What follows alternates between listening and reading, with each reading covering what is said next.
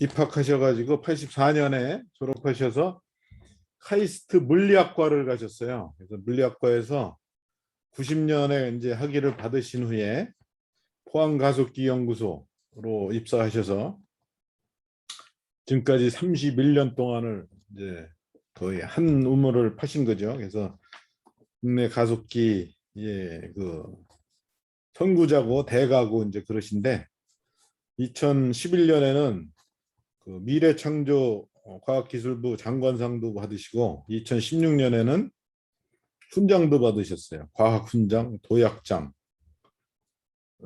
이런 훈장도 받으시고 2018년에는 이제 포항가속기연구소 부소장까지 역임을 하시다가 지금은 이제 일선에서 조금 나오셔가지고 연구위원 이런 거 하고 계신데 우리 과 출신들이 이제 가속기 이런 거 하는데도 큰 역할을 하고 있는데 그런 거가 어떻게 연관되는지 우리 김동원 박사님 모셔서 한번 잘 들어봅시다. 우리 박수로 환영해 주세요. 네. 시작해 주세요, 김 박사님. 예. 방금 소개받은 김동원입니다. 좀 더 잘 들리시죠? 네. 네. 아니, 너무 과분하게 소개시켜줘갖고 민망합니다. 그리고 이제 제가 받은 제목은 본래 제목은 포항가속기라고 되어 있었는데 포항가속기만 하기 밋밋하고 그래가지고 제목을 좀 바꿔서 가속기란 무엇인가, 어디에 사용될까 이렇게 바꿨습니다. 이거 저기 저 포인터를 좀 써보세요. 라이트 클릭해서 맨날 듣기만 해가지고 잠깐만요. 그러네, 포인트가 없네. 라이트 클릭. 라이트 클릭. 지금 이거 PPT 띄운 거 아니에요? 맞아요. 라이트 클릭하시라고. 그래서 포인터 옵션. 오케이. 레이저 포인터. 예. 네. 그렇게. 네. 네. 땡큐. 그래서 이제 인트로덕션으로 가속기란 무엇일까, 어디에 사용될까 이런 제목을 달았습니다. 왜냐하면은 사람들이 가속기, 여러분들은 가속기에 대해서 많이 들어가지고 잘 아실 거고 또 이과고 그러니까 잘 아실 텐데 모르는 분들이 많아요. 제가 처음에 포항에 와서 가속기연구소 들어와가지고 이제 어디다 전화를 해가지고 포항 가속기연구소입니다. 그러면은 네? 포항 가습기연구소요? 그러거든요. 그렇게 사람들이 인식이 안 돼 있고 또 얼마 전에 그 문과 쪽으로 좀 높은 사람을 만났어. 이 사람은 근데 그 이과 쪽으로 경험이 없고 그래서 이제 무슨 일을 하냐 그래가지고 뭐 포항 가속기 어쩌고 이제 막 얘기를 했더니 이 양반이 마지막에 뭐라는지 알아요? 그 가속기하고 원심 분리하고 똑같은 거죠. 그래가지고 이렇게 제목을 좀 바꿨습니다. 그래서 이제 많은 내용을 아마 여러분들은 이미 아실 거예요. 그래도 이제 지금까지 그 핵공학 원자력공학 세미나를 보니까 전부 다 어려운 걸 하시더라고. 그래서 오늘은 그냥 유튜브 보듯이 이제 시험한다 생각하시고 난판하게 들어주시면 고맙겠습니다. 그리고 파워포인트가 한 56장 정도 되는데 이거 시간 내에 될지 모르겠지만 되도록 빨리 진도를 나가보도록 하죠. 그래서 주로 내용은 이제 크게 입자 가속기 역사, 그 다음에 중간점 지나가서 국내 대형 가속기 프로젝트가 어떤 게 있는지, 그 다음에 포항에 이제 방사능 가속기가 2개가 있는데 PS2하고 8XFL 요거에 대해서 잠깐 설명을 드리고 마지막에 요약을 하는 걸로 하겠습니다. 이렇게 자료를 찾다 보니까 1939년 이후로 노벨상이 26개가 가습기 관련이래요. 여기서 이게 명단이 다 그건데 어떤 거는 뭐 그 소유자 찾아서 된 거고 어떤 거는 뭐 가습기를 남용해서 된 거고 그렇습니다. 그래서 보면은 3년에 한 번은 가습기와 관련해서 노벨상이 배치됩니다. 그리고 이제 뒤에 가면은 그 포항 가습기는 이제 이렇게 충돌형 가습기가 아니라 빛을 만드는 가습기인데 이게 가습기에서 나오는 빛을 활용해서 엑스레이를 활용해서 나오는 노벨상까지 합치면은 훨씬 더 많습니다. 그렇게 말씀드리는 거는 사람들이 가습기를 잘 모르지만 나름대로 중요한 거고 많은 사람들한테 혜택을 주고 있다는 걸 말씀드리는 거고요.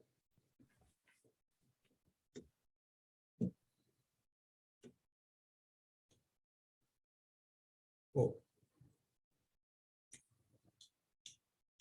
죄송합니다. 순서가 바뀌어서 헷갈렸어요.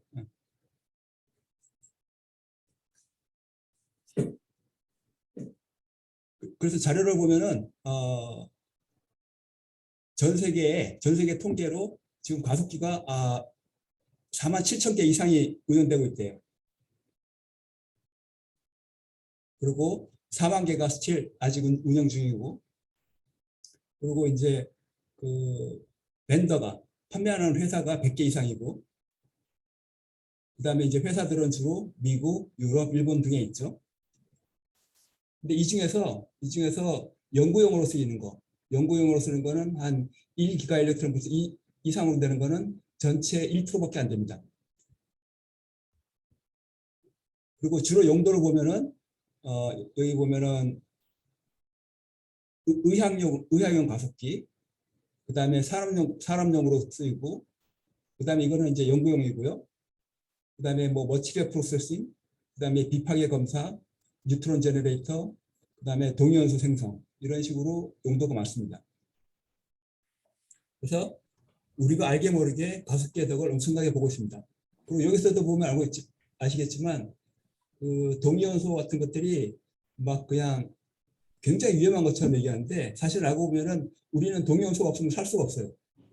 여기저기서 우리가 모르는 데서 동위원소가 엄청나게 쓰이고 있습니다. 그러니까 방사능 동위원소도 관리만 잘하면은 해보다는 엄청난 이득을 주고 있다는 거고요. 이거는 이제 첫 번째 그림인데, 첫 번째 그 렌트겐이 이 손이 자기 손인지 자기 와이프 손인지 모르겠어요. 근데 처음으로 그 사람 몸을 이렇게 절개하지 않고 내부를 본 사진이라고 합니다. 그래서 여기 보면 이게 부인 거구나. 이게 반지가 있는 거 보니까 이게 결혼 반지라고 하거든요. 그래서 처음으로 사람 몸속을 보고 뼈를 봤죠. 그래가지고 이 사진을 보고 의사들이 열광을 했다 그래요. 그래가지고 이 엑스레이 기술이 점점 발전돼 가지고 지금은 병원에 가면은 널려 있는 엑스레이 CT가 되는 거죠. 그래서 요거로 1901년에 처음으로 일회 노벨상을 받았습니다.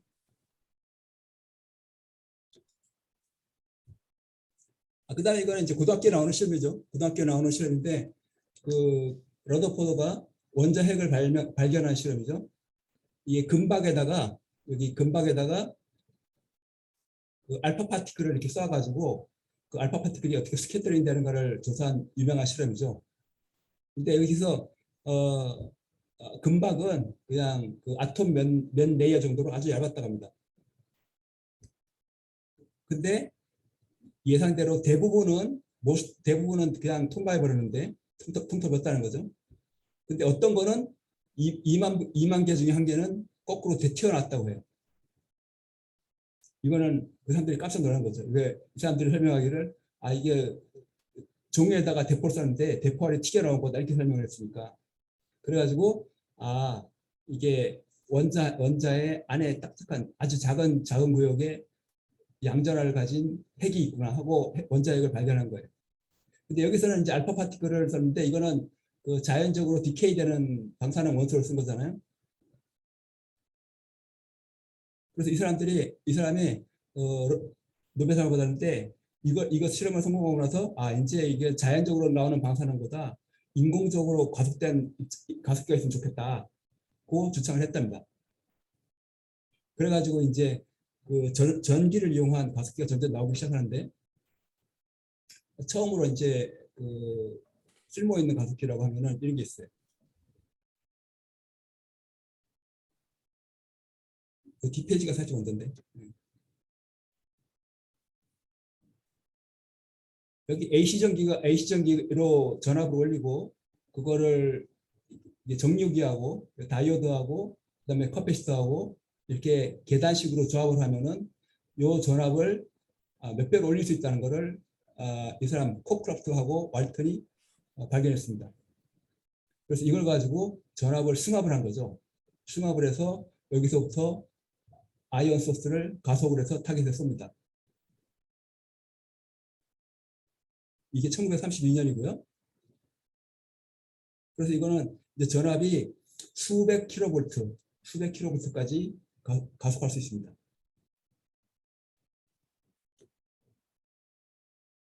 그래서 이 사람들이 또 가속기를 만들었으니까 어디 쏴봐야죠. 그래가지고 이 사람들이 그 리튬 타겟에다가 이 프로톤을 쏴가지고 처음으로 그 핵반응을 일으킵니다. 처음으로 인공으로 가속된 입자를 사용해서 핵반응을 일으켜요. 그래서 그게 1932년인데 1952년 돼서야 노벨상을 받습니다. 근데 이제 124kH부터 썼다는데 이거는 지금으로 보면은 뭐 그게 아니죠. 왜냐하면은 우리가 송전선에 쓰는 전압이 벌써 154kV니까 큰 전압은 아닌데 어쨌거나 이런 낮은 프로톤 가지고도 처음으로 핵반응을 일으켰어요. 근데 이게 사실은 원자핵까지 도달하려면은 이거보다 메가일렉트로볼트가 되는데 훨씬 낮은 에너지로도 도달했다는 거는 이게 원자핵까지 그냥 간 것이 아니라 양자의 거를 활용해서 터널링으로 들어간 거죠. 터널링으로 들어가서 원자핵이 프로톤을 흡수하고 그 불안정한 원자핵이 이렇게 켜져버린 거죠. 그런 식으로 된 거고요. 그다음에 이제 그 반대 그래프라고 이건 서울대 핵공학과에 옛날에 있었습니다. 이거는 강제로 그 미케니컬하게 플러스 차지를 옮겨가지고 이게 플러스를 하고 마이너스하고 차지를 분리시켜서 전압을 만듭니다. 그래서 이거는 그 코크로프트 왈튼보다 훨씬 더 높은 전압을 만들 수가 있었어요. 이거는 그 에누리에 보면은 반대 그래프라고 치면은 조그맣게 모형을 팝니다. 그거를 아마 내가 찾아보니까 한 50만 원 정도 하던데 그게 과학관 같은 데 가도 있을 거예요. 이거 손으로 만지면은 우리가 구 같은 거 손으로 만지면은 정전기 때문에 머리가 쫙 쓰는 거죠.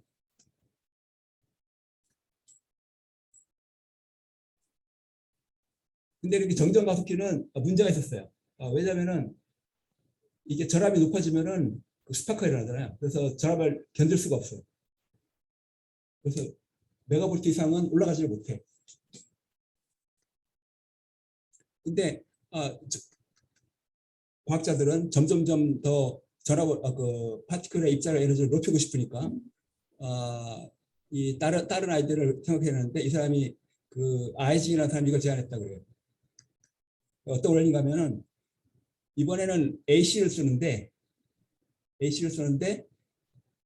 전자빔이 입자가 가속될 때는 여기를 지나고 AC를 쓰면은 가속될 때하고 감속될 때하고 이렇게 서로 플러스 마이너스 왔다 갔다 하니까 가속될 때는 요 사이에서 가속되고 그다음에 감속될 때는 요 튜브 안에 숨겨놓는 겁니다.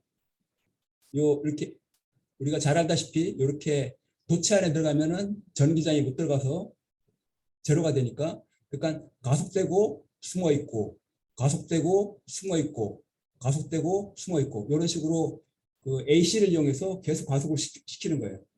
그러면 이거는 이제 같은 전압 가지고 계속 가속을 시키니까 이렇게 고전압으로 가도 브레이크다운 되는 문제가 없죠. 이렇게 이 사람이 제안을 했고 실제로는 그 비데로라는 사람이 처음으로 이 원리를 이용해서 만듭니다.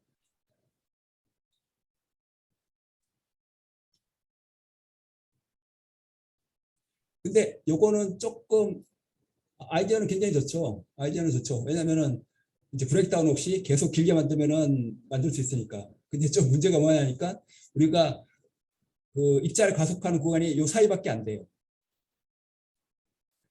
요 사이는 숨어 있어야 돼. 감속되지 않으려면 숨어 있어야 돼.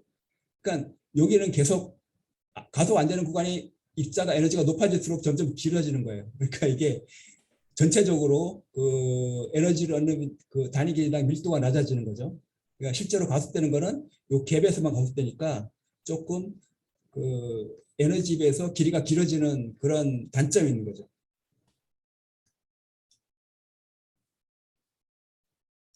근데 이제 그 사이에 그 클라이스트로라는 장치가 개발됩니다. 이거는 아주 고주파예요.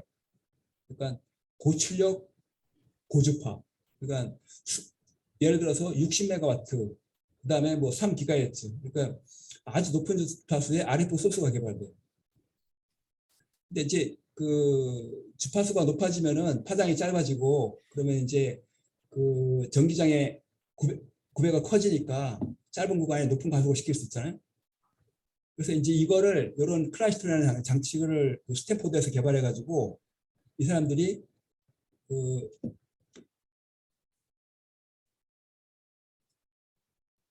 그 아까 말씀드린 비대로의 그 가속기에 적용을 시킵니다. 근데 이거는 이제 똑같이 생겼는데 이거는 AC를 쓰는 것이 아니라 RF를 쓰는 거죠. 이거 아까 본 비대로하고 똑같은데 이거를 이제 전체 캐비티 안에 넣어가지고 훨씬 높은 주파수에 훨씬 높은 그 그래드 가지고 가속을 시킵니다.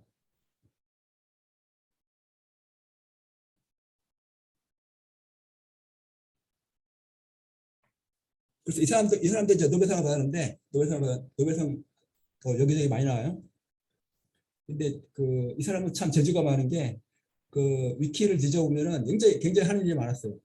이 사람이 그 미국 2차 대전 때 참전해가지고 그 원자폭탄 떨어뜨릴 때 그 옆에 데이터를 재러 B-29에 쫓아갔어. B-29 타고 쫓아갔대요.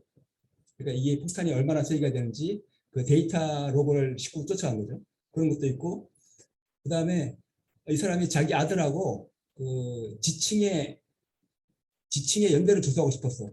그래서 그거를 아이디어를 어떻게 했는가 하면은 그 운석이 계속 떨어지면은 운석이 균일하게 떨어진다는 가정하에 그 이리듐의 콘텐츠를 알면은 이거를 알 수도 있겠다고 생각한 거예요. 그래가지고 지층의 이리듐 콘텐츠를 계속 조사하는데 어느 순간에 이리듐 콘텐츠가 100배가 됐어요. 근데 그게 전 세계에서 발견됐어요. 전 세계에서 같은 지층에서 이리듐 콘텐츠가 100배가 높아졌어요. 그게 이제 KT 바운다리라는 건데 이거를 설명하는 방법은 하나밖에 없죠. 그때 큰 소행성이 지구랑 충돌했다. 근데 딱 그게 그 공룡의 멸종하고 딱 맞았더라고요. 6,600만 년 전에. 그래서 이 사람이 공룡의 멸종이 소행성 충돌에 의한 것이고 그게 요 지층의 지층에 그 증거로 남아 있다. 이렇게 제안을 한 거죠. 그래서 이제 이 이론이 계속 발전해 가지고 점점 확인되는 거예요. 그다음에 이런 가속기가 그 중입자에 대해서는 무거운 입자에 대해서는 딱히 바뀌지 않았고 계속 활용이 됩니다. 그래서 지금 경주에 있는 양성자 가습기, 경주에 그 캐리의 양성자 가습기가 있죠. 그거하고 그다음에 어떤 회사에서는 그 보론 캡처 뉴트론 세라피라고 있어요. 이거 뒤에 잠깐 나올 텐데 이런 가습기에도 이 똑같은 가습기가 지금도 쓰입니다.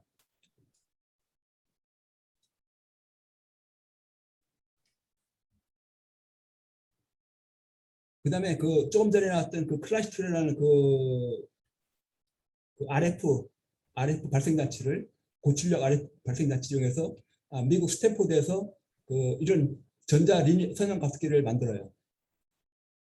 그래서 이거를 스탠포드에서 투마이 가습기라고 부르는데 전체 길이가 한 3km가 넘습니다. 이때만 해도 대단한 거죠. 그래서 한번 뭐 하나 잡으면은 그냥 끝을 봐요, 미국은. 그래서 이게 1966년에 완공돼 가지고 에너지는 50기가일렉트론볼트입니다. 나중에 나오겠지만 포항에 있는 4세대 가습기가 10기가일렉트론볼트예요. 이거랑 같은 기술을 활용하고 있고 길이는 1km 정도 됩니다. 그래서 이게 이제 2000년까지 운영됩니다. 그래서 여기서는 전자를 프로톤하고 충돌시켜요. 그래서 프로톤에 내부 구조가 있다는 걸 밝혀냅니다. 프로톤 내부가 딱딱하다는 걸 밝혀내요. 옛날에 러더포드가 아톰 안에 딱딱한 것이 있다는 걸 발견했듯이 스탠포드에서는 프로톤 안에 딱딱한 것이 있다는 걸 발견해요. 근데 그게 이제 쿼크가 있다는 증거거든요. 그래서 이게 1990년에 노벨상을 받습니다. 이거는 2000년에 이제 2부가 끝나고 그 다음에 일부를 재활용해 가지고 프리일렉트론 레이저를 만듭니다. 그래서 이게 지구상에서 처음으로 엑스레이 영역 1옹스트럼 영역에서 자유전자 레이저가 됩니다. 우리가 이거를 보고 한 4년 늦었나? 포항 XFL을 만들게 됩니다.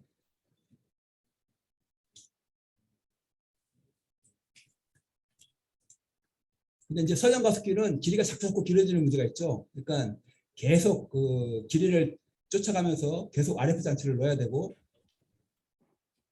그러니까 돈도 많이 들고 땅도 많이 들고 문제가 좀 그런 단점이 있어요.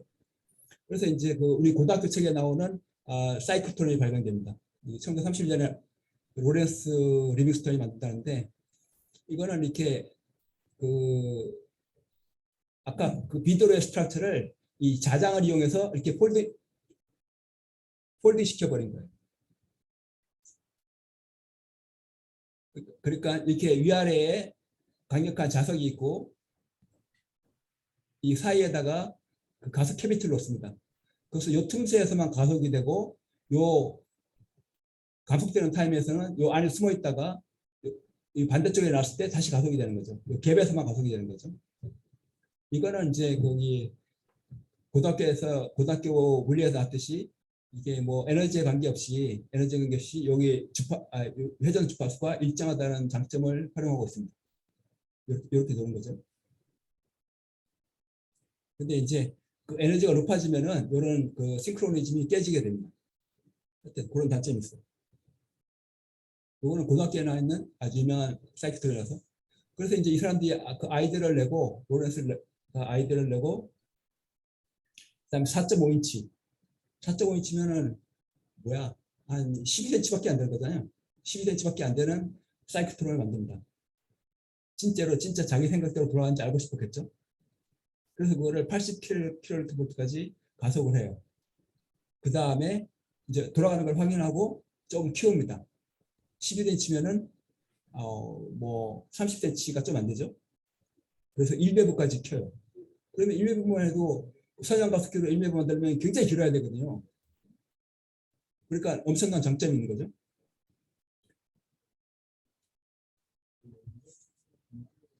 이제 일이 된다 싶으니까 이걸 점점 크게 만들기 시작합니다. 그래서 이제 뭐 32년에 27인치, 그 다음에 37년에 37인치, 그 다음에 39년에 60인치 이렇게 점점 커져요. 그래서 끝판왕으로 지금은 거기 이거는 그 캐나다의 트라이엄프라고 그 밴쿠버에 있는 가습기 연구소에 있는 건데 거기 있는 사이클트론입니다. 이거 메인테너스 한다고 위쪽 아래쪽 반을 띄어냈어요. 여기 보면은 사람 크기가 보이죠? 사람 크기가 보이죠? 그래서 이거는 이제 프로톤을 520 메가일리트볼트까지 가속시킬 수 있습니다. 그래서 전체 무게가 이게 아마 한 4,000톤 정도 되는 것 같아요.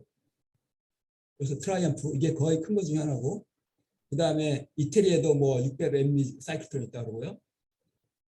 근데 아까 말씀드렸지만 이 사이클트론도 문제가 있죠. 에너지가 높으려면은 자장이 높아져야 되고 크기가 커져야 돼. 그 자석이 무지무지 무거워져요. 점점 다루기 힘들어지죠. 그 다음에 또 에너지가 높아질수록 그 돌아가는 회전수가 달라지고, 그래서 이제 또 사람들이 생각하는 거죠. 이거 그러면은 이걸 계산할 방법이 없을까? 그러면은 여기를 빔이 지나가는 자리만 자석을 놓고 그 자석 세기를 에너지가 높아짐에 따라서 세게 하자. 그러니까 여기를 똑같이 해놓고 자석의 세기를 세게 하는 거죠.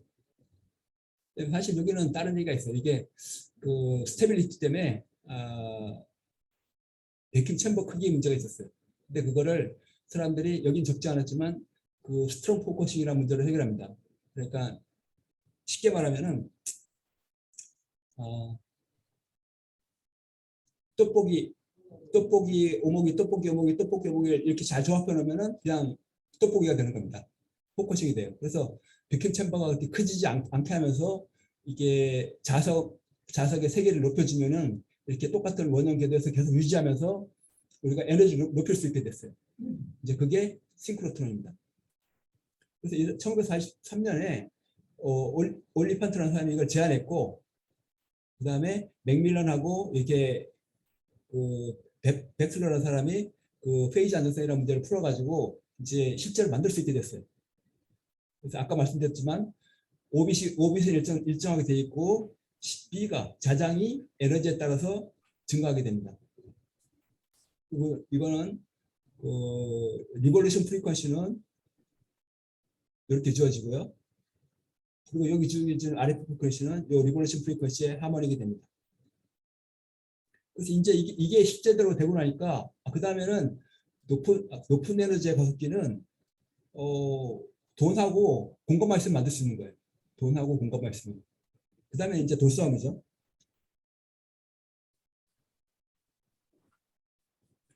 이거는 버클리에 이제 그 원리를 이용해서 버클리에서 6.2 기가일렉트론볼트의 그 베바트론이라는 걸 만듭니다. 이게 이제 그 싱크로트론의 그 스트롱 포커싱 원리를 이용해서 만든 건데 이거는 또 만든 이유가 또 그래요. 그 백그라운드가 1932년에 여기 코스믹 레이에서 퍼지트론이 발견됩니다. 퍼지트론 양전자가 발견되는데 이걸로 안더슨이라는 사람이 노벨상을 받아요. 근데 딱 계산해 보니까 이제 안티프로톤을 그 프로톤 에너지를 한 5.6 기가일렉트론 볼트에서 가속시켜서 충돌시키면은 안티프로톤이 나올 것 같은 거예요. 그래서 요거를 안티프로톤을 발견하려고 요 가속기를 만듭니다. 그래서 요 가속기 완공되고 나서 곧장 안티프로톤을 발견해요. 그다음에 또 노벨상을 받죠. 그러니까 얘는 노벨상 하나 받고 땡. 실제로 가습기 히스토리에서 그런 게 많습니다. 그러니까 노벨상이 눈에 보인다 싶으면은 범국가적으로 돈을 때려부어가지고 가습기를 만들어요.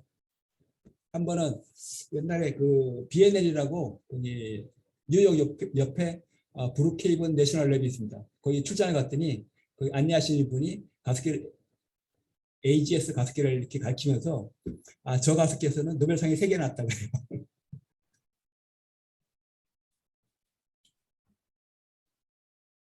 그래서 이제 싱크로톤이 나온 다음부터는 이제 아까 말씀드렸듯이 돈하고 쌍마 있으면은 가습기를 막 만들 수 있죠. 그래서 이거 선이라는 거는 그 유럽 가속기 연합연구소죠. 이게 거기 있는 가습기들을 스키마틱하게 다 그려놓은 겁니다. 여기 보면은 뭐 옛날 가습기 프로톤 싱크로트론부터 이거는 슈퍼 프로톤 싱크로트론 그 다음에 지금까지 있는 가장 큰 가속기 그 라지 하드론 콜라이드 해가지고 이런 게 있습니다. 이렇게 많은 가속기들이 서로 어떤 거는 빔을 다른 가속기에서 가속시키고 그런 역할을 하게 됩니다. 근데 이게 그 썸뿐만 아니라 또 비슷한 그림이 미국의 페르미 랩도 있고요. 그 다음에 그 아까 말씀드렸던 브루케이븐 내셔널 랩에도 있고, 그다음에 일본에는 고에너지 연구기구라고 KK에 가도 이런 정도의 요거보다는 작지만 이런 정도의 가습기 컴플렉스가 있습니다. 독일에는 대지라고 있고요.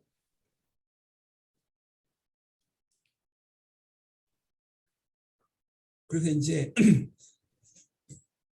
근데 가습기가 점점 커져야 돼. 새로운 발견하려면. 그거는 왜 자꾸 가습기가 커지는지는 뒤에 가서 말씀드릴게요. 그래서 지금까지 가장 큰 가습기는 이미 매스컴에 많이 나왔던 라지 하드론 콜라이더입니다. 이거는 둘레가 27km고요. 지하 175m에 있습니다. 그 다음에 그 높은 에너지를 가속시키기 위해서 초전도 마그넷을 활용합니다. 이게 초전도 마그넷인데요. 여기가 이제 그 프로톤 빔이 돌아다니는 데고 이 두 군데가 있습니다. 서로 반대 방향으로 가속이 돼요. 그러면서 어느 순간에는 서로 부딪혀요. 네 군데서 부딪힙니다. 네 군데서 뭐 아틀라스, CMS 이렇게 90도 방향 네 군데서 서로 충돌을 시켜요. 그래서 충돌 지점마다 이런 디텍터가 있습니다. 근데 이게 돈이 엄청나게 드는 거예요. 전체 예산을 봤더니 한 10조, 지금 돈으로 따지면 11조 든 거죠. 11조 되니까 이거를 이제 한 나라가 하기에는 부담스러워요. 그래가지고 유럽은 각 나라들이 다 돈을 출연해가지고 연구소를 만들고 거기서 이런 가습기를 만듭니다.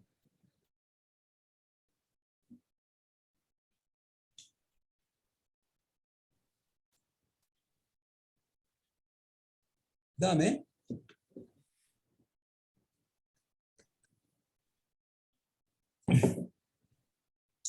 27km 모자라서 더 큰 가속기 만듭니다. 이거는 퓨처 서큘러 콜라이더라고, 이거는 이제 둘레가 100km짜리. 요게 LHC고 요게 이제 제한되는 크기입니다. 그러니까 이걸 한번 시작하면은 스케줄 표를 보면은 한 대충 빨라야 20년? 그러니까 엄청난 시간과 돈과 맨파워가 들어갑니다. 그다음에 유럽은 이렇게 나라가 여러 나라끼리 뭉쳐서 돈을 모아서 하지만 인구도 많고 돈도 많은 나라 많죠. 그게 중국이죠.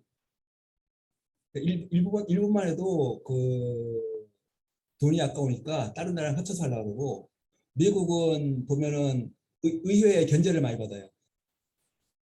그러니까 돈을 크게 쓰려고 그러면은 의회의 허락을 받아야 되는데, 그러니까 거기서 계속 걸려.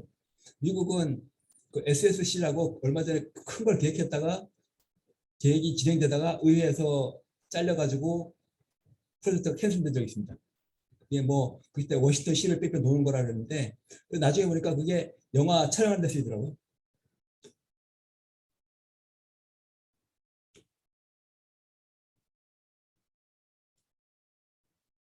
여기서 이건 FCC는 퓨처 서큘러 콜라이더고요. 그래서 HH라는 거는 하드론 하드론, 그러니까 프로톤 같은 거 말하는 거고, EE 그런 거는 일렉트론 콜리저를 말합니다. 그다음에 이거는 하드론 일렉트론 콜리저를 말하는 거고요. 그다음에 중국도 유사한 걸 계획하고 있습니다. 중국은 일당 체제라서 그냥 정부가 한다 그러면은 합니다. 어떻게 보면 견제할 데가 없는 거죠. 그러니까 중국도 퓨처 서큘러 콜라이더랑 비슷한 규모의 크기를 가습기를 만들고 있습니다. 근데 이거는 이 사람들 돈 쓴 거 보면 될 것 같아요. 근데 왜 이렇게 자꾸 가습기를 높이냐, 에너지를 높이냐?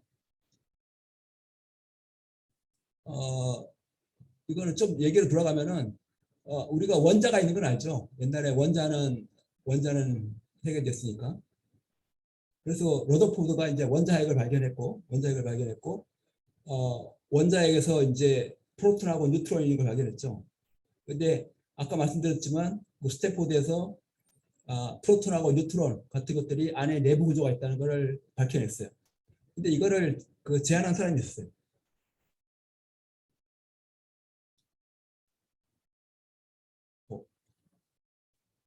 슬라이드를 빼먹었는데, 그 벨만이라는 사람이 그 요런 이제 아니 가습기를 서로 충돌시킬 때마다 입자들이 너무 많이 나오는 거예요. 옛날에는 그냥 솔루트 하나 발견하면 노벨상 하나 하는데, 지금은 그게 아니야. 그냥 하나 부서지면은 와장창 나오니까 그거를 분리할 방법이 필요했어. 그래서 이 사람이 그 쿼크라는 걸 제안하고 몇 가지 입자를 제안해서, 우리가 원자로부터 몰레큘이 만들어지듯이 그 콤비네이션을 통해서 모든 소립자들을 만들 수 있다고 생각했어요. 그래서 뭐 프로톤은 업 다운 쿼크, 뉴트론은 업 다운 쿼크, 이런 구조로 이루어진다고 말한 거죠. 여기는 쿼크들이 전하들이 전자의 차지가 아니라 전자의 뭐 3분의 1, 3분의 1 이런 정도로 차지가 있습니다.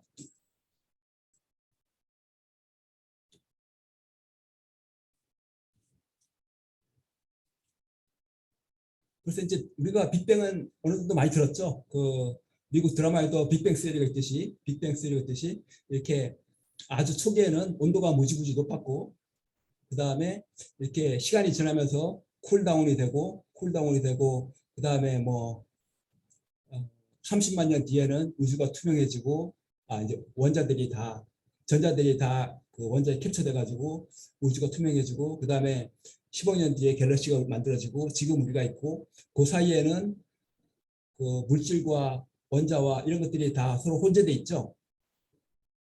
그러니까 여기부터 여기까지 온도가 점점 내려가는 겁니다. 여기서는 온도를 상상할 수가 없고, 여기는 지금 뭐 2.7도 그 정도 되는 거죠. 이렇게 보니까 지금 우주론하고 그 입자 물리하고 서로 이제 하나가 돼 버렸어요.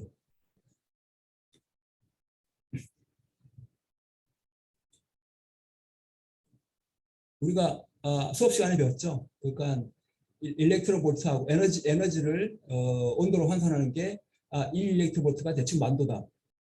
그리고 300도 정도 되면은 이거는 25 미리 일렉트론 볼트고 우리가 25 미리 일렉트론 볼트를 써말 뉴트론 그러죠. 그래서 이게 이제 그 빅뱅 시간하고 이런 에너지하고 관계가 있으니까 10의 13승 일렉트론 볼트이면은 빅뱅 이후에 10의 11승2입니다. 그러니까 우리가 에너지를 더 높여 올라가면서 충돌시킬수록 빅뱅에 근접해 가는 거예요. 이 정도 되면은 뭐 모든 힘이 하나로 바뀌는 거죠. 그래서 점점 에너지를 높이는 건데 돈이 많이 드는 거죠. 뭐 어떤 사람은 마지막 가속기는 뭐 지구 한 바퀴 뺑 도는 걸 거다 그렇게 말을 해요. 하여튼 여기까지고 그다음에 이제 국내로 잠깐 들어오겠습니다. 국내는 포항 가습기가 있고요. 그다음에 그 포항 가습기의 선형 가습기를 활용한 프리일렉트론 레이저가 있습니다. 그래서 이거는 시작은 건설은 1991년부터 시작했고요. 그래서 열심히 쓰다가 2009년부터 2011년까지 한번 성능 향상을 합니다. 여기까지가 한 1,000억 정도 든 것 같고요. PLS에서 PS2로 그 성능 향상하면서 오타가 있네. 2011년이 아니라 2011년 맞네. 이게 2009년입니다. 이게 오타입니다. PLS에서 PS2로 바꾸면서 한 1,000억을 더 썼습니다. 그래서 안에 가습기를 다 새로 바꿨어요. 그래서 사용하고 있다가 그다음 2011년부터 시작해가지고 15년까지 FEL을 만듭니다. 그다음 2016년부터 지금까지 사용자 서비스를 하고 있고요. 그다음에 경제는 캐리가 원자력 연구원이 양산자 가습기를 만들어서 2002년부터 사용자 서비스를 지금까지 하고 있습니다. 그다음 대전 신동지구에는 IBS가 중형 가습기를 만들어 가지고 금년 말에 1차 완공 예정이죠. 그다음에 기장에 동남외야군이 있습니다.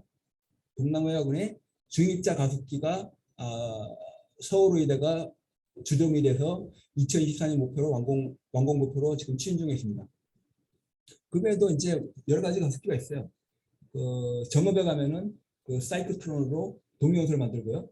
의학용 동위원소를 만들고, 그다음에 일산 안병원 가면은 양성자로서 양성자 사이클트론으로 암을 치료하고, 그다음에 어떤 회사에서는 그 보론 BNCT라고 하는데 보론 뉴트론 캡처 세라피라고 하는데 이거를 짓고 있습니다.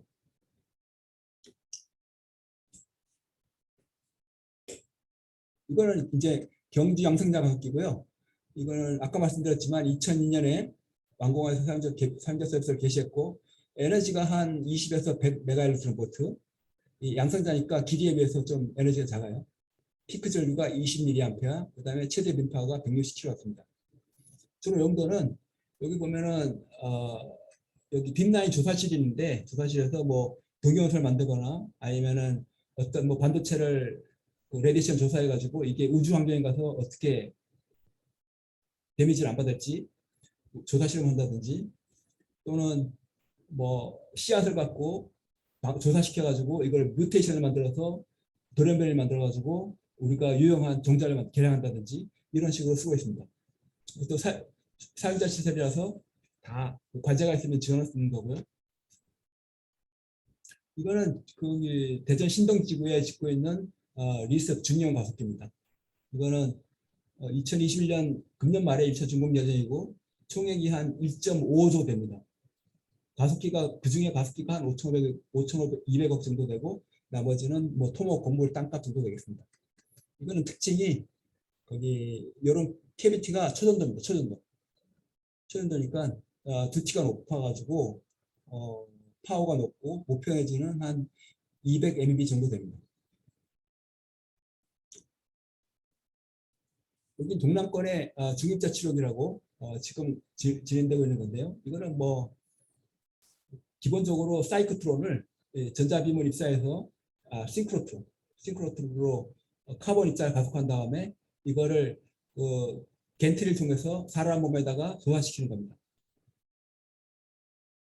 이거를 사실은 절차가 되게 복잡해요. 사람을 일단 뭐 CT 같은 걸로 찍어가지고 환부를 다 미리 알아낸 다음에 환자를 치료대 위에 얹고 그 다음에 여기 중입자 빔을 사람 몸에다가 쏩니다.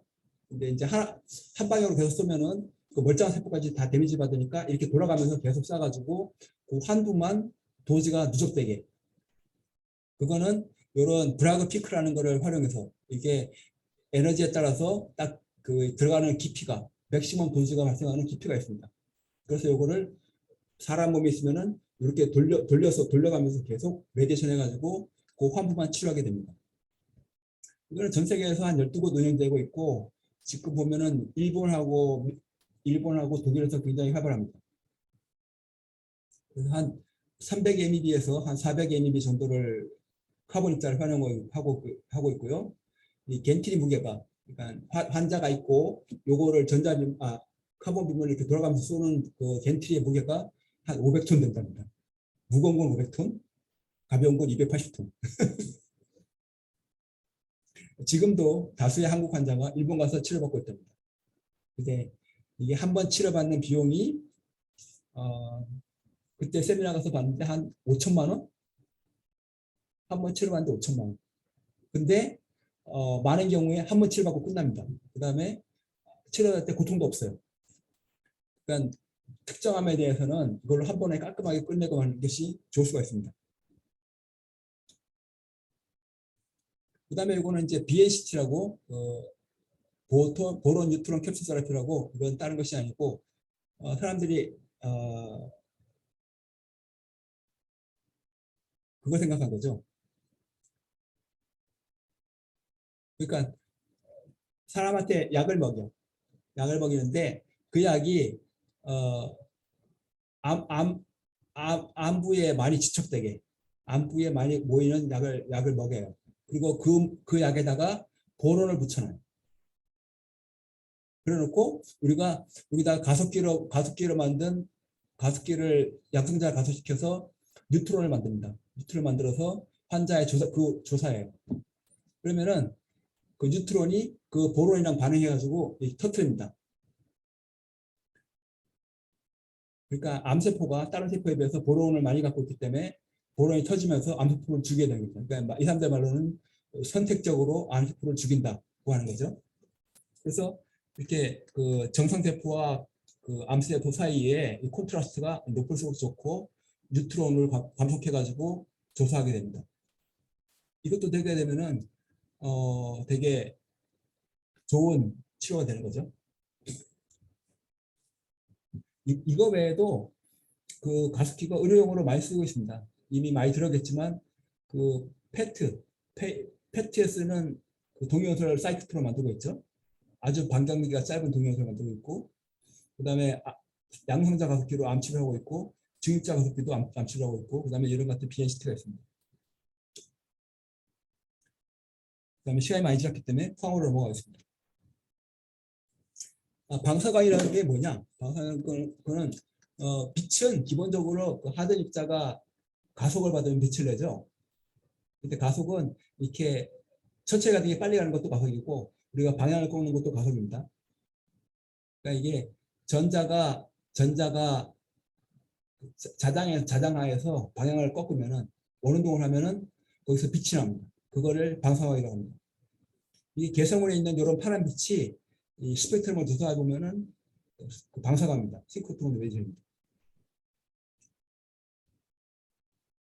이게 처음에는 이게 1946년에 발견됐대요. 1946년에 GE의 싱크트론에서 이게 발견됐어요. 근데 처음에는 이게 아주 골치 아팠죠. 왜냐하면은 우리가 전자빔을 가속시키려고 계속 에너지를 주는데 이 싱크로트론으로 다 나와버리는 거예요. 물을 계속 부는데 밑으로 다 새버려. 그러니까 짜증이 나는 거죠. 그래서 지금도 전자가속기 에너지는 프로톤에 비해서 훨씬 낮습니다. 이런 싱크로트론 레디션에 의한 로스 때문에. 근데 또 이점도 있어요. 이렇게 싱크로트론 레디션이 나오니까 이 빛이 생각외로 쓸모가 있어요. 쓸모가 있어서 이걸 갖고 일부 과학자들이 실험을 하기 시작했죠. 근데 이게 아주 재미가 있으니까 이렇게 꼽사리 껴서 이렇게 쓰다가 꼽사리 껴서 파트장을 쓰다가 그러면은 요 빈만을 쓰기 위한 가스를 만들어 달라. 그래가지고 2세대 방사능 가스기가 만들어집니다. 서로 자기가 먼저 했다고 하는데 미국도 만들고 일본도 만들고 서로 자기가 먼저 했다고요. 근데 이것도 아주 인기가 좋았어요. 과학자들이 엄청나게 가서 썼어.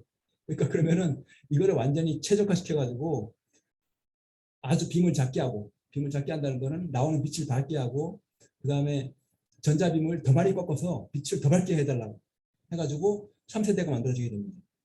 이게 1990년대에 대유행해가지고 우리도 그때 편성한 것이고요.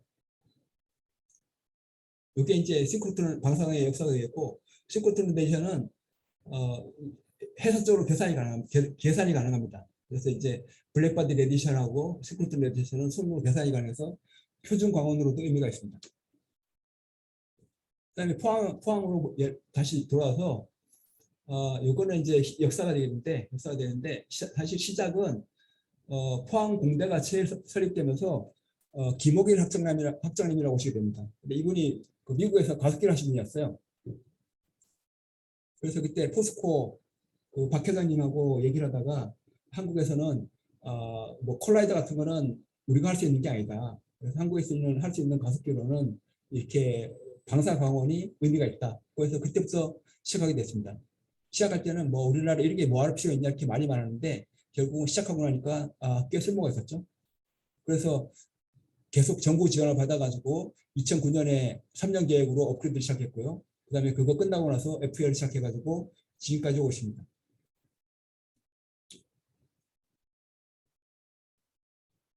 그 전체적으로 한 대지 면적이 한 20만 평가량 되고요. 그 다음에 선형가스 주요 성분이 구성 요소가 여기가 선형가스기고 여기 이제 170m 정도 되고 에너지가 3기가리터 정도 됩니다.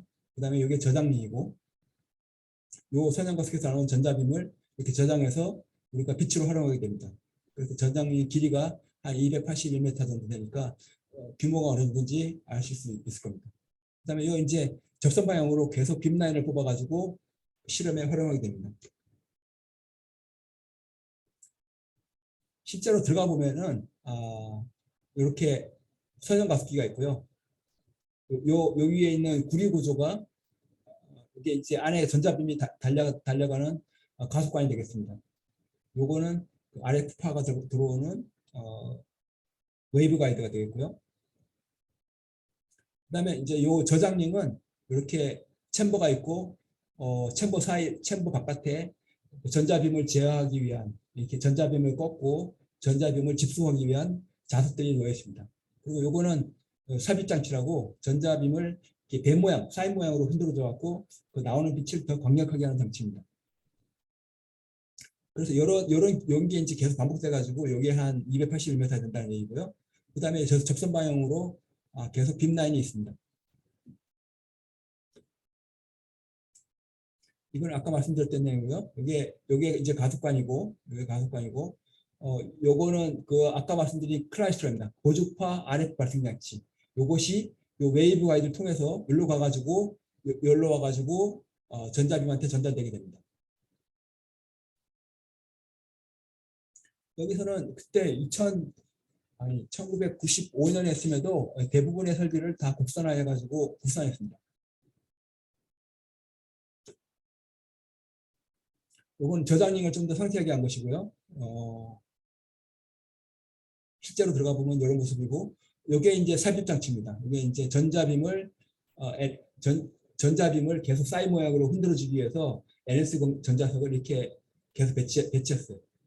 그래서 적선 방향으로 빛이 나오고 그 빛을 활용해서 실험을 하게 됩니다. 요거는 그 전자빔을 꽂는 자석을 더 강력하게 하기 위해서 그 자체를 진공 속에 넣습니다. 그래서 진공하고 전자빔하고 자석하고 아주 가까워요. 그래서 이거를 그 인베큐움 언더레이터라고 부르죠. 요거는 지금 활용되고 있는 그 빔 라인을 다 지도로 그린 것입니다. 지금은 계속 그 빔 라인이 확장돼 가지고 36개까지 운영되고 있습니다. 이거의 용도는 뭐 재료, 화학, 생명 다 있어갖고 저도 다 알지 못하죠. 이거는 이용자들끼리 협의회가 있어갖고 자기들끼리 그 제안서를 받고 그다음에 제안서를 평가해서 그 빔 타임을 그러니까 언제 와서 실험하라고 알려주게 됩니다. 요거 빔라인 하는 거 만드는데 뭐 대충 싼 거는 30억, 비싼 거는 한 50억 정도 합니다. 그러니까 들어간 돈이 상당히 많다는 걸 알 수 있죠. 그래서 이거는 그 PLS2 우리 가습기 연구소의 그 사용자가 얼마나 많이 사용자를 뺐구나. 이게 사용자를 얻고 사용자는 한 1년에 한 2,000명 정도 옵니다. 1년에 한 2,000명 정도가 오고 있고요. 그 수행하는 실험 말고 여기는 그 퍼블리케이션만 있습니다. 그러니까 가습기 연구소를 사용해서 그 SCI 나오는 논문이 한 630개. 요거는 그때 다 카운트 되지 않아서 그거고 한 630개 정도 됩니다. 그다음에 평균 임팩트가 있다가 이거는 바이올로지 그쪽이라서 평균 임팩트가 굉장히 높아요. 그래서 막 9.3까지 갑니다. 요새는.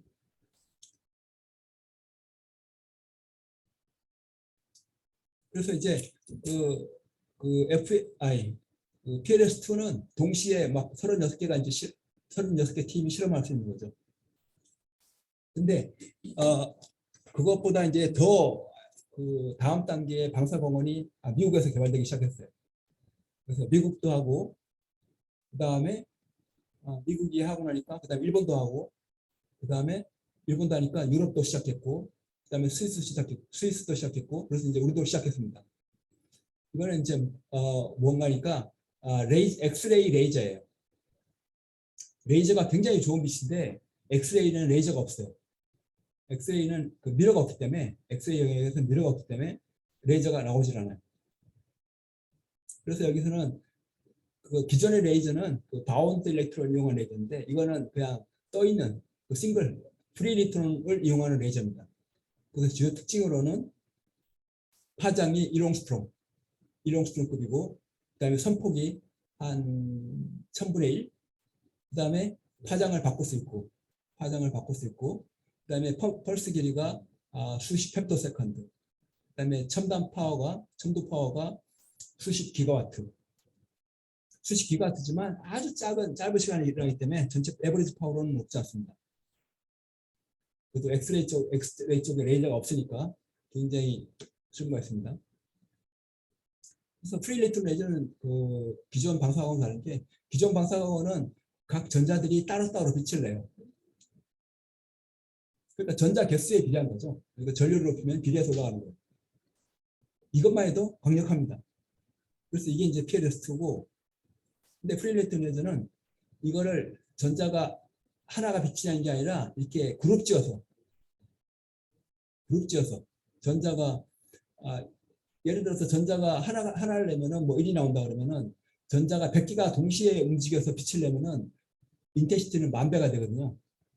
그러니까 100만 전자가 동시에 운동을 하게 되면은 이거는 10의 12승만큼 세지는 거고 이렇게 전자가 코히어런트하게 이거는 랜덤하게 빛을 내는 거고 이거는 코히어런트하게 빛을 내게 만듭니다. 근데 이거는 자기들이 낸 빛에 자기들이 서로 작용해서 그룹핑이 되는 겁니다. 그래서 그 스티뮬레이티드 레이저라고 하고요. 그래서 이게 이제 그 8XFL을 공중에서 본 겁니다. 여기서 전자빔이 여기서 출발하고요.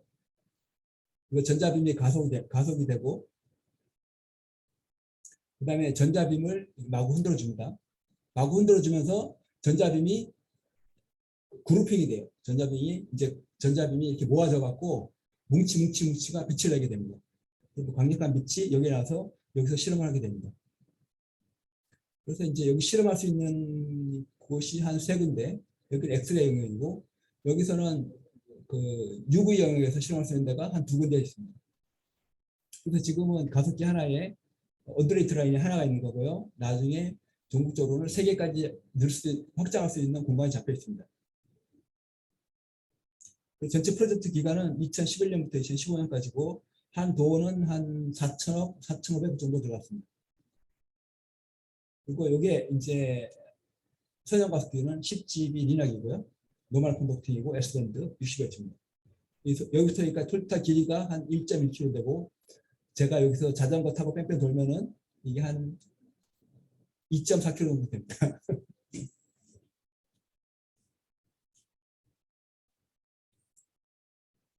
요거는 그 아까 보여드린 뷰를 좀 더 스키마트하게 보여드린 것이고요. 여기 이제 전자가 나오고 3GB에서 스플릿해서 UV 영역으로 가고 그다음 10GB까지 다 쓰면은 엑스레이 영역이 됩니다. 사진으로 보면은 여기는 빛난 영역이고요. 전 세계적으로는 지금 뭐 여러 4세대 방사광으로는 미국, 그다음에 일본, 그다음에 유럽, 그다음에 한국, 스위스, 요 정도가 있습니다. 엑스레이 이거는 넘어가도록 하겠습니다. 이것도 그 3세대에 있는 클라이스트론하고 RF 소스하고 여기 RF 소스가 가속관에 배달되는 구조를 나타냅니다. 이거는 뻔하니까 넘어가도록 하겠습니다. 여기 이제 빛이 나중에 빛이 만들어주는 언듈레이터 하는 겁니다. 여기에 조그만 NS 전자 자석들이 막 배치되어 있습니다. 주기가 한 26mm 정도 되고요. 주기가 26mm고 길이가 한 5m 정도 됩니다. 하나 가격이 한 10억 정도 됩니다. 길이가 5m 정도 되고 고객가 한 8톤 정도 되지만 이게 조립하는 정밀도는 한 5마이크론 정도, 5마이크론 정도. 이쪽 정밀도는 우리가 1마이크론까지 맞춥니다. 요거는 RF를 만드는 클라이스트론 모듈레이터, 이게 클라이스트론이고 이게 모듈레이터입니다. 요거의 전원장치고 요 사진을 보여주는데 요거는 뒤에 따로 나오니까 넘어가도록 하겠습니다. 요거는 전자빔을 만드는 장치인데 요거는 강력한 레이저를 만들어서 그 구리에다가 쏴요. 구리에다가 쓰면은 우리가 포토일렉트론이라고 전자가 툭 튀어나오게 됩니다. 이거는 아인슈타인 때 나온 거죠. 이거는 터널이고요. 여기가 전자가 가속되는 터널이고 이건 좀 이따가 동영상이 있습니다. 이거를 1분밖에 안 되니까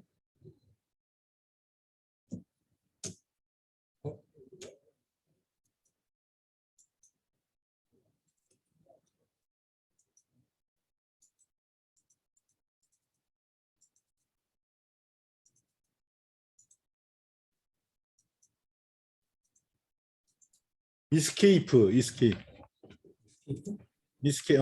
이렇게. 오케이.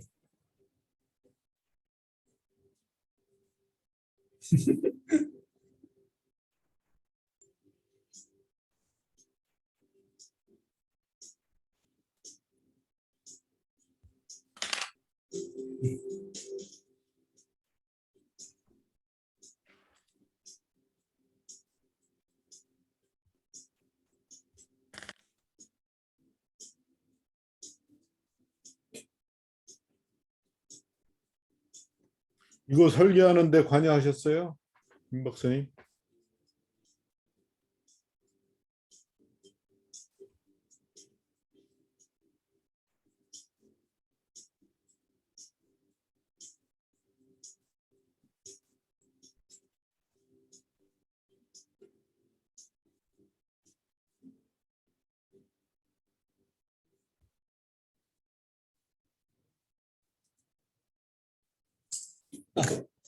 이제 거의 끝이 아닌데요.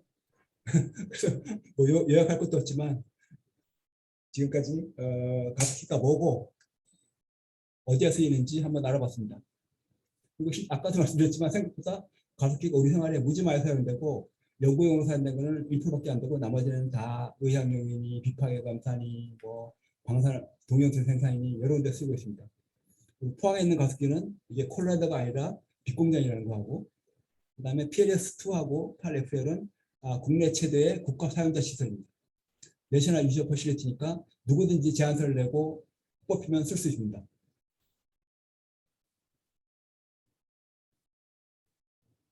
그다음에 원자력공학과 출신들이 가습기도 굉장히 많아요.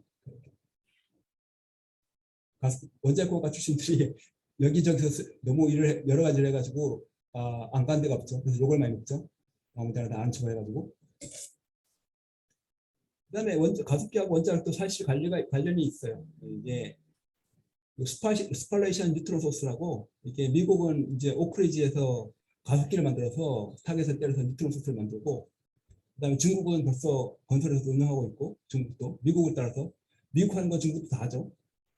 그다음에 또 하나 핫한 게 그 ADS라고 악셀레이터 드리븐 시스템이라고, 그 서브크리티컬한 리액터를 뉴클리어 리액터에다가 가속기로 뉴트론을 공급해가지고 발전소를 만들려고 합니다. 그러면 이거는 이제 자기들 말대로는 안전하다 그러죠. 이제 가습기만 닦으면은 원자가 꺼지니까 서브크리티컬인데 가속기로 현재 크리티컬하게 만들고, 이래가지고 그 핵 폐기물을 태워버리겠다고 지금 주장하고 있습니다. 이거는 주한 교수님이 더 잘 아시겠죠. 그다음에 코맥 캐리어스도 이런 목적으로 코맥을 향후 업그레이드할 계획을 가지고 있습니다. 이것이 준비한 거 다고요. 그다음에 이거 준비하느라고 그 수원의 파티클 악셀레이터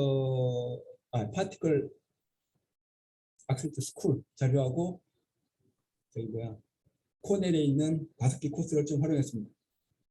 네, 질문 있으면 받겠습니다. 네, 감사합니다. 아주 흥미있는 많은 양의 아주 흥미있는 정보를 잘 준비해 줘서 잘 전달해 주셨는데, 궁금한 거 질문해 주세요.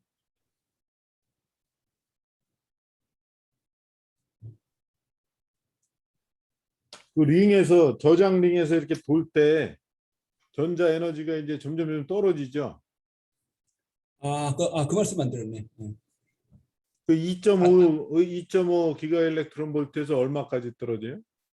그게 아까 가습기는 그 싱크로트론은 이렇게 그 자장을 증가시키면서 전자비면 에너지를 증가시키는데, 우리는 빛공장이기 때문에 그 3기가리터 부장이 들어옵니다. 그러면 이게 전자량이 떨어지는데 떨어지는 만큼 보충만 해요. 보충을 해줘요? 그러니까 보충만 하고 계속 3GB로 유지가 됩니다. 우리 가속하는 게 아니라 유지만 해줘요. 떨어지는 만큼 유지를. 그러니까 보통 싱크로트론은 가속을 시키는데 우리는 떨어지는 걸 안 떨어지게 계속 유지만 시켜줍니다. 그걸 깜빡했네.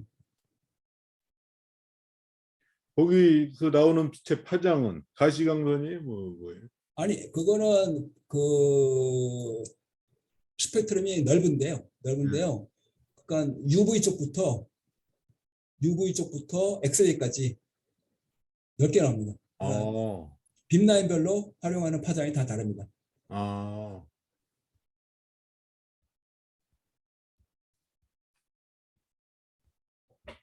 자, 다른 질문 생각하셨어요? 뻔해가지고 질문이 없으신가? 응? 조창현, 재밌게 들었어요? 네, 워낙 설명을 잘 해주셔가지고 질문할 게 없는 것 같습니다. 진짜로. 저거 한번 저 설명해 주세요. 그 빅뱅하고 빅뱅의 타임 짧아지는 거하고 에너지가 높아지는 거하고 어떻게 관련이 있는지 잘 이해가 안 됐는데. 아니, 빅뱅 할 때는 온도가 무지무지 높았죠. 네. 근데 그게 그 드라마에 나오잖아. 빅뱅 스리의 드라마에 뭐 처음 인트로에 뭐 처음에는 빵 터져갖고 온도가 점점 내려갔다고. 근데 온도하고 에너지하고 관계돼 있으니까. 네. 그러니까 우리가 에너지를 높은 거를 충족시키면은 빅뱅에 점점 근접하는 거죠. 그런 온도를 높인다. 온도. 그러니까 에너지하고 온도하고 같은 거니까. 네.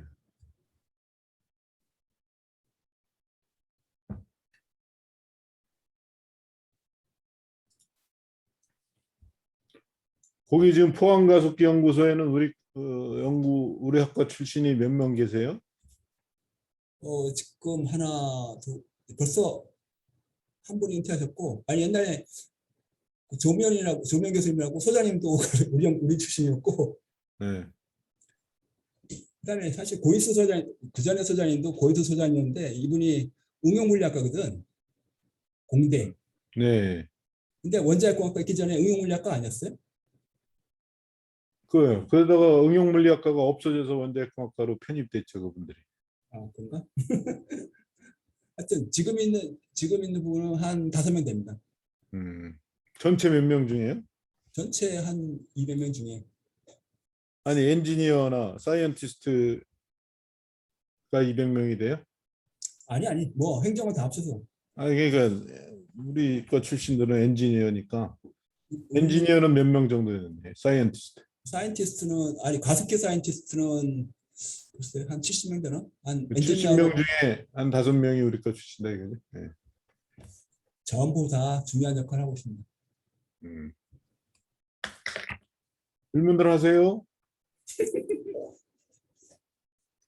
아니 예의상이라도 하나 질문해 줘야죠. 호환 가속기 이제 그걸 이제 사용할 때 돈이라든가 비용은 어떻게 되나요? 그냥 사실 별로 상관없는 내용이긴 한데 다시 한번 이제 말씀. 이제 가속기 사용을 할 때 비용이라든가 그런 거는 어떻게 비용은 무료입니다. 무료.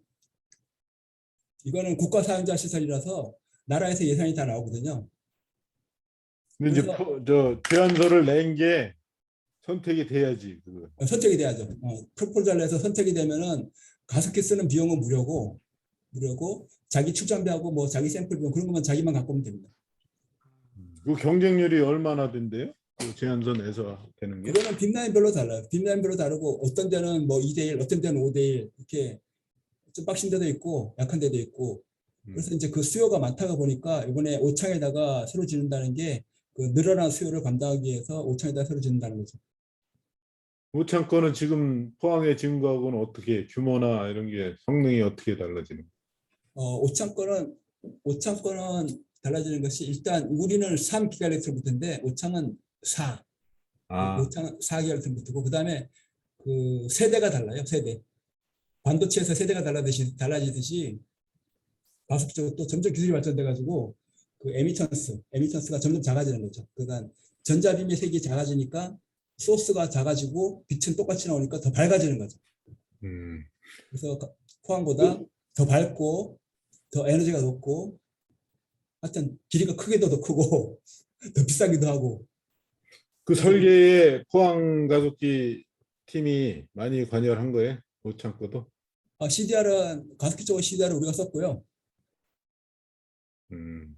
아마 우리가 많은 부분을 하게 될 거라고 그러는데 아직 구체적으로는 나온 게 없어요. 아, 아직 그거는 모르겠구나. 지금 우리 소장님 하시는 분이 거의 단장으로 갔기 때문에 우리가 더 많은 일을 하게 될 거라고 생각하고 있죠. 그 프리 일렉트론 레이저 한 거는 빔 라인이 많지 않은 것 같은데, 그죠? 그렇죠. 콕 찔렀네. 그게 동그랗게 돌아가면서 저기는 그쵸. 저장링에서 나오는데 저거는 빔 라인 몇 개 없어서 이용하기 훨씬 어려운 문제가 있을 텐데 그런 건 어떻게 해결하나요? 그거 해결 못하죠. 그러니까 그게 날카로운 이게 그러니까 접선 방향으로 삥 돌아가면서 나오니까 한 번 저장하면은 막 36개 실험이 동시에 진행되는데 프리레트 레저 하나밖에 실험 못하죠. 그러니까 단가가 비싸죠. 그러니까 프리레트 레저 실험할 때는 그 사람들이 자기들이 실험 만치를 다 조립해 갖고 와. 그러니까 함부로 하는 게 엑스레이 프리레트 레저 실험하는 거는 완전히 그 실험하는 사람도 그 1년 동안 준비해서 갖고 와서 실험하고 그걸 들고 가고 미국에서 비행기 싣고 온다니까. 음, 그러니까 대형 프로젝트 그 자체가 실험한다는 것이 그러니까 거기서 결과가 나오면은 네이처야. 어, 한 번 실험하는데 우리가 원가 따져봤는데 저게 운영하는데 1년에 정확한 수치 모르겠는데 1년에 한 120억? 근데 1년에 예를 들어서 실험이 뭐 24개가 그러면은 실험 하나 하는데 일단 기본 비용을 까고 들어가는 거거든요. 그래서 하나 방법이라기보다도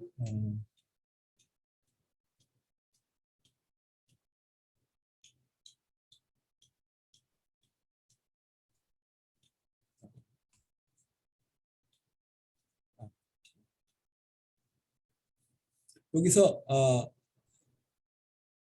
여기 3GB에서 이제 스위칭을 하게 되죠. 그래서 여기서 스위칭 해가지고 우리가 어떤 빔은 이렇게 UV 쪽으로 보내고 어떤 빔은 X-ray 쪽으로 보내고 그래서 동시에 두 가지는 실험할 수 있습니다.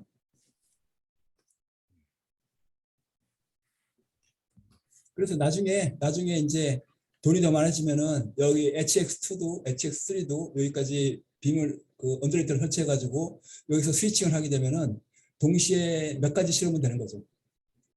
그래도 비싸죠. 이거는 그러니까 우리 저장 PLS2는 기관총이고 이거는 그냥 하나하나가 미사일이라고 보시면 됩니다.